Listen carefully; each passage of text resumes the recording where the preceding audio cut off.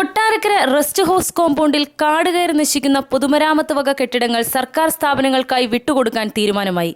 കോടതികൾ പ്രവർത്തിക്കുന്നതിനായി rest house കോമ്പൗണ്ടിൽ നിർമ്മിച്ചിരിക്കുന്ന കെട്ടിടങ്ങളാണ് പൊതുമരാമത്തിന്റെ തന്നെ പാലങ്ങളുടെ വിഭാഗത്തിനും ലീഗൽ മെട്രോളജി വകുപ്പിനുമായി നൽകാൻ തീരുമാനിച്ചത്.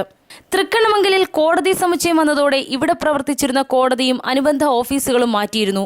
ലക്ഷങ്ങൾ ചിലവഴിച്ച് നിർമ്മിച്ച കെട്ടിടങ്ങൾ വേണ്ടത്ര സംരക്ഷണമില്ലാതെ കാടുകയറി നശിക്കുകയായിരുന്നു.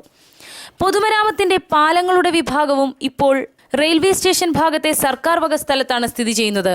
എന്നാൽ ഈ കെട്ടിടവും തകർച്ചയുടെ ഭീഷണിയിലാണ്. പൊതുമരാമത്തിന്റെ കീഴിലുള്ള ഓഫീസുകളെ ഒരുമിച്ച് കൊണ്ടുവരിക എന്ന ഉദ്ദേശത്തോടെയാണ് പാലങ്ങളുടെ വിഭാഗത്തെ റെസ്റ്റ് ഹൗസ് കോമ്പൗണ്ടിലേക്ക് മാറ്റുന്നത്.